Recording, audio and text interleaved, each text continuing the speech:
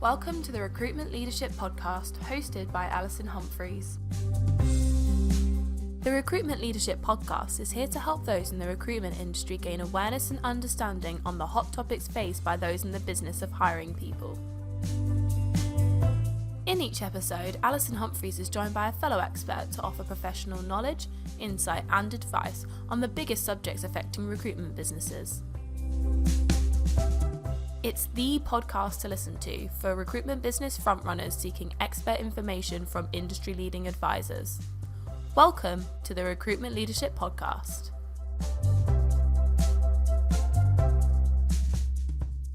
Hello, and welcome to another episode of the Recruitment Leadership Podcast. I'm Alison Humphries. I'm an executive board advisor and non-exec director. And I'm joined today, I'm delighted to be joined actually, by Helen Plumridge. Helen, hello and welcome. Hello, Alison. Thanks for inviting me on your podcast.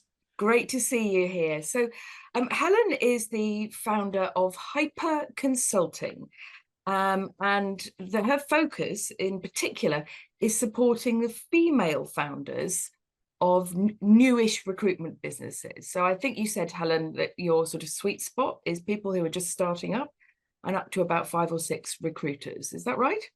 It absolutely is. Yeah. Okay.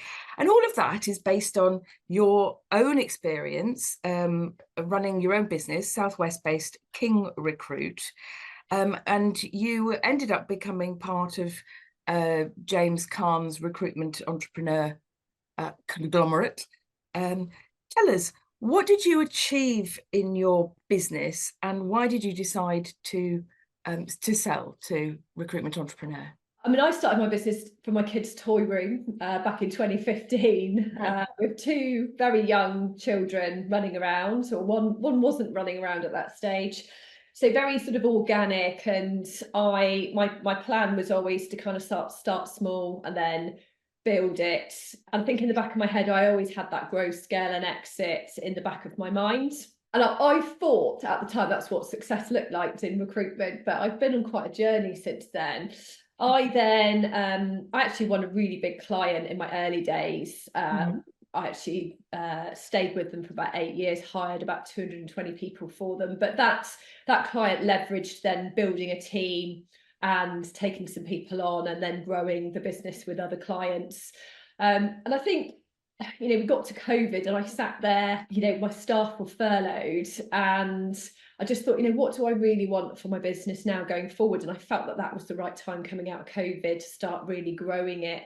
And I felt like I needed a sort of mentor or some sort of coach, someone else in my business that could help me, I guess, take that next leap really from kind of smaller micro business to a bit of a bigger business. So that's when I started approaching different organisations, and I knew about Recruitment Entrepreneur. I'd followed the James Cahn story, so that then saw me 6 months of negotiation with them. Lots of sort of big decisions there to should I or shouldn't I, but I did take the leap with them, and that saw us bring in, a lot more rigor to the business, a lot more kind of, that kind of groundwork to scale what that could look like. I built the team. We had sort of 6-figure months, mainly all female team, by the way. I did hire a couple of guys along the way, but females always seem to work really well in my business. And yeah, we had some really good success. Last year was the trickier year, and that's when I made some key decisions on where I was going in terms of the business. I think for a lot of businesses in recruitment, it was a tough year last year, Alison, wasn't it? 2023. I think certainly at the start of the year, no one was really talking about it in the group, and even the really successful businesses in the group were struggling. And the kind of leadership and operational setup in RE actually changed considerably in 2023. Board meetings became a lot more tricky, and rightly so. It was, the pressure really was on, but I felt that there was, from an operational point of view, there was more involvement in the business than ever, and that actually made me feel made me want to go the other way. And that turned up in my leadership. I sort of changed my style. I changed the way I was operating in my own business. And I actually found it very, very stressful. And in the end, for me, the kind of this partnership wasn't working for me as an individual. I found it quite isolating, which is actually counterproductive to what you think it would be. Quite a lot of sleepless nights, and I kind of came to a crunch in August 2023 on holiday where I didn't feel very well. I felt quite stressed. I even didn't want to sort of go back into my business, go back into September. It was that bad. And I think it just highlighted for me that I needed to make a big change. And that's when, we had a lot of discussion over exiting from the arrangements. To be honest, I didn't know where I was going to go after that, but I just felt that was the best next move. So I think all in all, it was a really good thing to have done. I've learned a lot. I learned how to operate on a board. All the rigor that you need to lay into your business, cash flow forecasting, all that sort of thing that was kind of minimal before that, planning, systems, all of it, scaling your team properly. So I feel now that that's why I've got so much to bring in terms of helping female entrepreneurs in their business. And I think when you're looking at micro businesses across the UK, it's something like 85% of recruitment businesses are that size, or they're sub 10 anyway. Yes, very much so. Okay, so let me just stop you there. This is that's a really useful background, because how you came to set up Hypa Consulting was very much as a result then of your personal experiences, and recognizing that there are probably quite a lot of women out there who would like to set up their own recruitment business, but are scared or actually have gaps in their knowledge a lot of the time. And all the statistics suggest that women are considerably less likely to ask for and to receive funding, for example. They are more cautious, and therefore less likely to set up a business in the first place. And interestingly, that they are less likely to invest in themselves as leaders than men. Has that been your experience? Absolutely. I mean, only 20% of recruitment businesses are owned by women. So if you think, there's a 50-50 split in terms of employed workers, in inverted commas, in the recruitment industry, and only 20% are owned by women when it comes to entrepreneurship. Yeah. Just focusing on Hypa Consulting for a moment, what are the particular challenges that you think female solopreneurs in recruitment actually face that sort of defines them as a separate group? I think it's the barrier to entry in the first place, and one of those is self-belief and lack of confidence to take the leap in the first place. Which, and actually, ironically, then even taking the leap, there's still then some confidence issues, self-belief in can I really do it? Certainly in those first couple of years when they're still learning, there's lots to take on board. Finance and that kind of financial risk is a big barrier to entry. And I know that's kind of indicative of anyone wanting to set up their own business, but I think for women especially. And then lifestyle circumstances, which is a little bit depressing given that, we're in 2024, but it's still true. Depending on a woman, where you are in your life cycle, that's going to have an impact on whether you set up.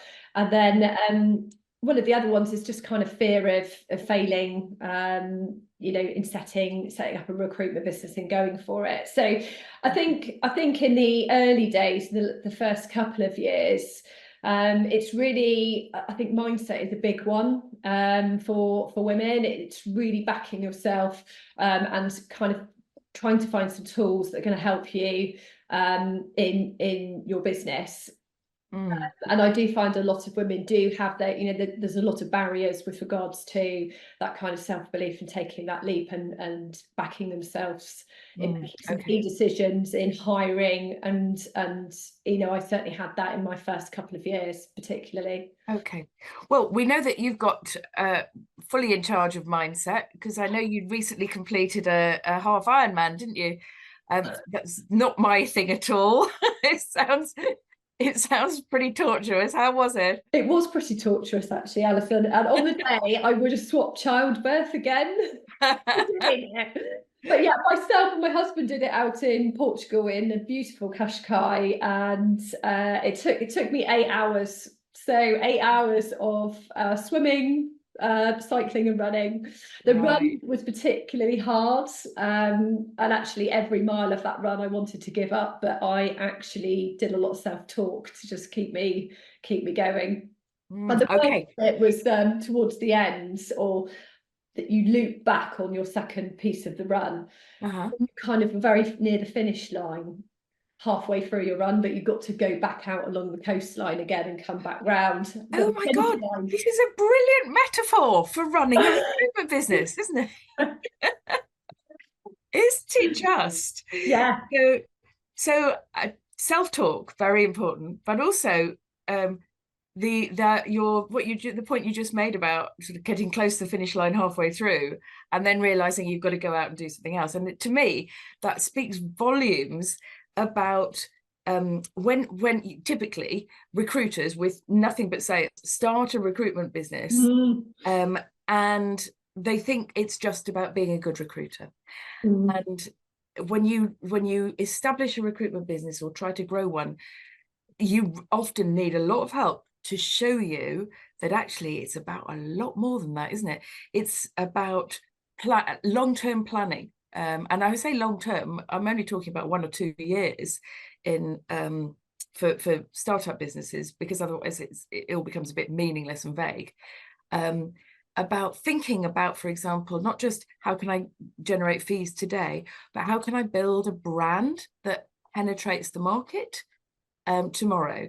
And sometimes that means walking away from something, doesn't it, in order to have a clear business identity, both internally and externally. So yes, like it. I think we could do a whole other podcast exploring that metaphor. Right. So now, listeners, and this one is very much for those women who are listening and who are thinking about starting up their own recruitment business or have just recently started.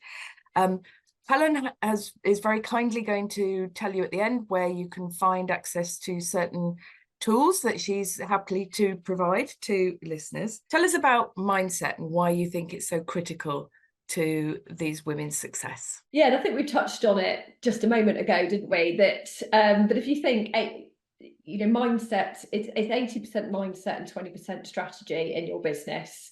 So that's an indicator of how important it is to actually focus on that and actually keep putting something in the funnel in the top of your growth and your abilities to transform yourself, really. And I think it's, it can be, again, if we look at 2023 as a great example, if I'm just talking about myself, it was mentally and physically demanding last year for me. There were many times where, I either took a dip or wasn't feeling very well, or I just wasn't feeling on top form. And, if you're doing that, you're not showing up for your business that well. It's going to impact how you're dealing with your clients, how you're dealing with, your team, if you've got one. And it's okay I think it's okay to be a bit vulnerable and show some signs that you're a human being, but at the same time, you're the leader of the business, and it's you that's, you're the one that's going to make the difference to whether you grow or not, whether you're successful or not. So, one of my team actually went out and set her own recruitment business up in the last couple of years, and she phoned me up. She said, I really need to speak to you. And I said, oh, okay, yeah, no problem. And she said, how do you switch off from, running a business? What do you do? And I said, well, I've got some really bad news. You never really switch off if you're running a business. You don't. You go on holiday, you're thinking, you're talking about it, you're maybe going for a run or something like that. So I think it's finding better ways of coping with it. So it's your coping mechanisms. And, if you want to keep topping up mindset, it's finding strategies that you can do every single day, every single week that are going to keep you on course, especially when you're finding some challenges. So one of mine is, go for a daily walk, get out in nature. When I had a bigger team, I used to always make sure that I got out for a walk, because, you can sit there and try and work a problem out in front of your laptop, but invariably it's just not going to happen, or you perhaps don't solve it as well as you could do. So just, it's a bit like the shower moment, isn't it, Alison? Going out and doing something different, taking in some air, going for a walk, getting some movement around your body, and lo and behold, a lot of the times that solution will come to you on your walk. Yes, I recognise exactly what you're talking about. So Helen's first hack then is about changing something up in your business, whether it's physical or mental, isn't it? Because I think we've probably all experienced it, that bit when you're just sitting with, as you say, your laptop in ever diminishing circles, where particularly if you've got into a bad place mentally, you can go on criticizing whatever solutions you come up with and saying, oh, that won't work. So I find, I must admit, I'm not very good at making time for exercise, but I do find that going out and visiting clients in person is actually just changes my perspective on things so often, partly because you realize that not everybody is concerned about the same KPIs as you are, and partly because just a whole different perspective, meeting people in different industries, for example. And there probably is a little bit of getting out of the office there as well. But your point is regularity, yeah? Regularity, yeah. And don't just do it for a couple of weeks and feel great and think, oh, that will do. Keep doing it even when you're feeling good. Right. Okay, thank you. So, Helen, your second hack you've called Plan Like a Genius. Would you like to talk listeners through that? The most successful business owners, entrepreneurs, are people that do stick with a plan. I mean, you intimated that, the plan can change, and it does change. Business plan doesn't just stick for 5 years and then that's it. It's ever moving parts. But actually planning and operations, I know we can find this quite sort of dry and it's just not very sexy, but actually planning in your business is really going to help with your productivity. And I see a lot of business owners wanting to get better results with things like business development or marketing or their team. But when you actually ask them, what the plan is, invariably it's kind of, BD can be sporadic and, everything goes out the window, as we all know, and there's lots of business on. And then, your results in 2 or 3 months' time were impacted. I mean, what we're really talking about is time optimization in your business. So it's really, I tend to, and this is what I recommend for clients as well, is actually having certain days and times in your week and month for certain things. So for marketing, for example, if you're doing content, it's really good to do it in the last Friday or the first Friday of every month. Load up your content plan, do it a month in advance, and then it can just be sitting there in the background being consistent, so it can build your brand really, really well. Things like BD, I mean, I know this kind of, it is teaching, can be teaching to suck eggs, but it's amazing how many people don't do it. It's just having a regular time that you do BD every single day in your diary. I'm very much a sort of Sunday night planner, so I'll plan my week in advance. And then when I had a team, we used to have meetings on a Monday and wash up on a Thursday, and they never changed out of the diary. So it's having some things that are consistent, that they're going to make an impact and help you organize yourself, but it's also then having some stuff that's movable as well. And that's when you're talking about those sort of bigger plans for the business that might be more quarterly plans. I couldn't agree more with you about the Sunday night thing. I have always done exactly the same, whether I was initially as a consultant and later on when I was running really quite substantial businesses. Because look, we all have a finite amount of time in the day. It's the same amount of time, and yet the difference between someone who uses that time effectively and someone who, by contrast, allows their LinkedIn messaging and their emails to dictate what they do all day, the difference in productivity is going to be huge, isn't it? I would also add that scheduling is critical. Become a really good user of your diary, but do not, in my view, schedule more than 50% of your time. We are not in a production line environment, and there are always going to be unforeseen things. And I do see some people, they're like evangelists, and they've suddenly blocked out all 8.5 hours of their day, and there isn't an unaccounted minute in there, not even to go to the loo. So avoid overkill on it. But yeah, putting things in your diary, it's an absolute game changer, quite honestly, that if you, as a leader of a business, if you don't schedule your one-to-ones and following up on them, whatever actions have been agreed, they just won't happen, will they? Because they'll never be as urgent as the client call that's happening right now. And similarly, if you look at you mentioned business development earlier, if you look at one of the key business development calls, which to my mind is post-placement calls to the client and the candidate, right? Arguably the easiest call you should make, and the one where your chances of getting more business are the highest. And yet loads of people say to me, oh yeah, I'll get round to it. And the next thing they know, their placed candidate has left, and they're the last person to hear about it. If most recruiters, I'm going to put my neck on the line here, said, if recruiters actually scheduled regular and frequent post-placement follow-up, I reckon that most of them would not have to do very much other BD. If they were doing it properly, getting the referrals, asking about where, who's moved and so on and so forth, most of them would not have to do much else to build their business and develop accounts successfully.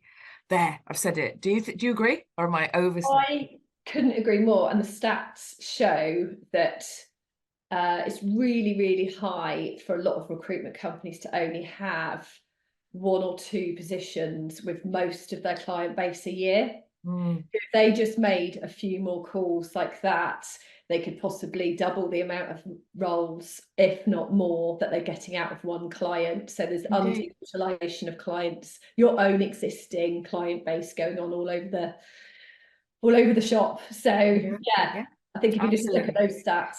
So plan, and put things in your diary, for heaven's sake. Okay, so that's your second hack.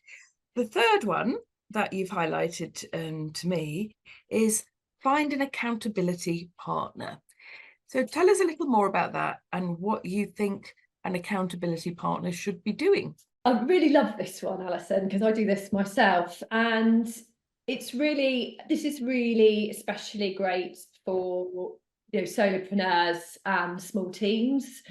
I think it is still quite a lonely job running your own business, and you might have a great team that you do confide in, but ultimately it's great to have someone outside your business. And I think just thinking about 2025, because we've started to sharpen that focus now. How are you going to make a difference to your business and to you and your mindset next year? Actually having someone that you can meet up with or have a debrief with, maybe twice weekly, that you trust. It could be someone in your network. It could be just another business peer that's got a similar size recruitment business. I've got someone who's got a business consultancy. She does coaching for burnout in the UK, and we do 2 weekly check-ins. We do like a quarterly review of our businesses where we just put everything on the table.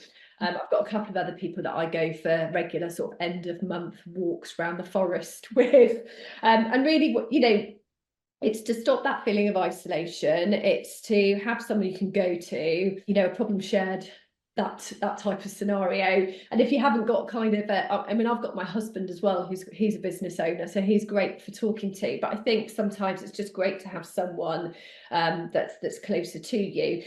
I guess the question is, do you want that person to also be your coach and mentor? Well, I guess that's fine too. But yeah, this could really make a difference to you and your business effectively. I don't know what your experience is. I would say that for my clients who are running recruitment businesses, actually that's a very large part of my job, is holding them accountable.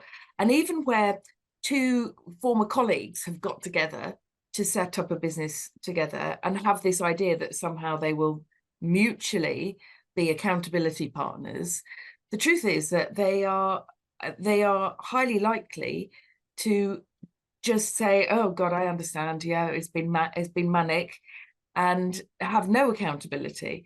When my clients know I'm coming for our monthly board meeting, they tell me. They all get very scared if they haven't done what's on the minutes from the last one. And that is obviously a type of accountability. But you mentioned to me on a previous conversation that it's also about reminding someone about their goals and helping them explore alternatives to reach them if their first plan doesn't work out. It doesn't have to be someone from a recruitment background, as you point out.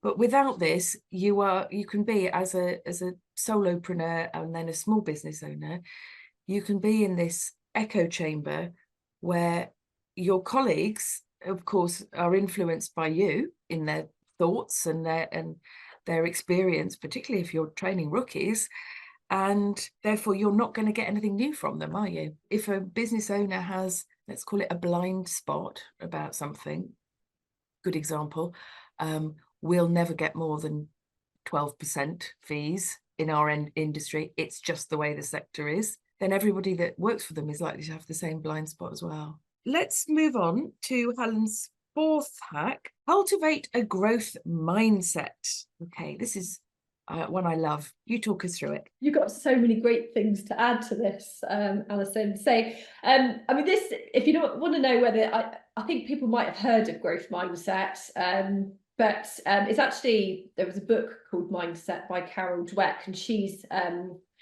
actually a PhD, top psychology lecturer in America, and she wrote The Difference Between Growth Mindset and Fixed Mindset. But it's really the idea and the view that you've got your own skills and abilities. Some people can go around being sort of fairly fixed on what they've always achieved or been able to do, whereas growth mindset is really, well, okay, so I'm not particularly strong at accounting or finance.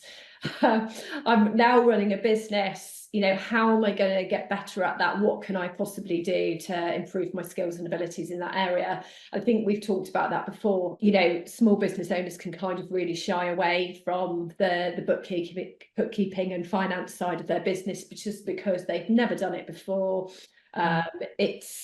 It can seem complicated and just another task to do in your business, but actually it's a really, really critical one to really understand your cash flow, be able to forecast, to be able to initially understand, sending out invoices, being your own credit controller. I think credit control is actually quite a great way of, again, another touch point with your client. And then there's so many developments as well, isn't there, in the recruitment industry and business as such as well. So whether you just want to keep up to date with LinkedIn and development, so that's sort of running away with you every second and you just feel fazed by it. Or AI, again, touching on AI, I hear a lot of people saying that, oh my God, I don't know, how am I going to apply this to what I'm doing in my business?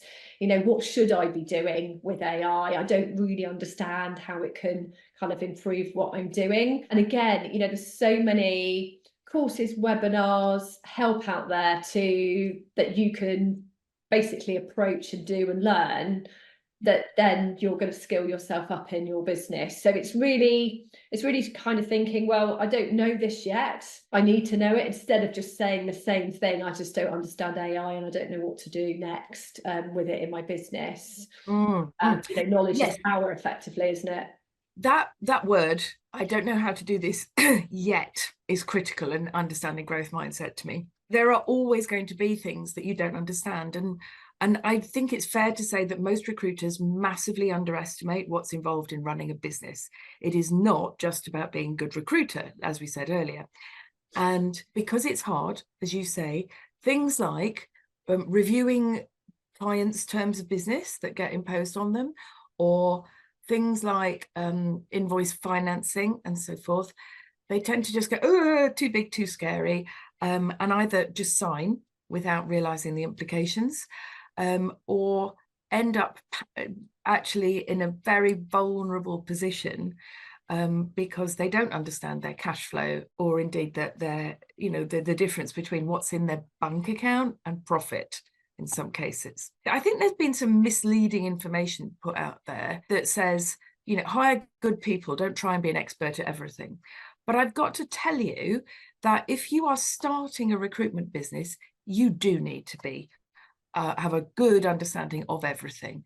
There is no excuse, frankly, if you've got fewer than 50 people in your business, there is no excuse for not knowing what's going on under the bonnet, because it usually just involves asking questions. And, a lot of people think, well, no, it's not efficient for me to understand finance. It really is. Later on, you might be able to delegate this and just expect your management accountant to produce an analysis which is meaningful, but actually you need to understand. And just to extend that thought, I'm rambling a little bit here off topic, but I see a lot of people who rely only on an accountant, external accountant, to produce their management reports. And those reports are what the accountant needs to report on to HMRC. They are nothing to do with what you need as business information. So, make sure that you understand what the key financial KPIs are, rather than just the ones that your client and HMRC think are critical. Okay, so just to recap then, Helen's 4 hacks. Number 1, transform your business and yourself. Think about mental and physical changes to step up your brain function. Number 2, plan like a genius. Plan and prioritize and schedule things. Number 3, find an accountability partner and stick with them. And number 4, cultivate a growth mindset. All fantastically useful hacks, which I know, Helen, that you share with your clients as well. So at the beginning of the podcast, we did mention some resources that you were able to make available to listeners. Would you like to tell us about them now? Yes, I think just find me on LinkedIn. I have got a downloadable free PDF, 18 revenue enhancing hacks to simplify your business and give you more free time, every area of your business. There's some downloadable templates in there for business development, retained search as well. And hopefully it's really useful for you and your business. I've always got some free resources and webinars going on as well. So, reach out and follow me. I'd love to hear from you if you want to jump on a call and talk about your business. Okay, so you can find Helen Plumridge at Hypa, that's Hypa Consulting. So Helen, thank you very much for being our guest today. I'm sure there's lots there for our female solopreneurs, and small businesses to have a look at, and I'm sure they'll want to reach out to you. This has been the Recruitment Leadership Podcast. Thank you very much for joining us yet again. And if you'd like to speak to me, Alison Humphries, you can reach me on alison@recruitmentleadership.co.uk. Thanks, Helen. Thanks, Alison. You've been listening to the Recruitment Leadership Podcast. If you enjoyed our podcast, please subscribe, review and share so that others can find the podcast too. We really appreciate your support. If you have any questions about the topics covered or wish to find out more about recruitment leadership, please email alison@recruitmentleadership.co.uk, referencing the podcast. We're also on LinkedIn, where you can follow Recruitment Leadership and connect with Alison Humphries. Thank you for listening, and we hope you join us next time for another episode of the Recruitment Leadership Podcast.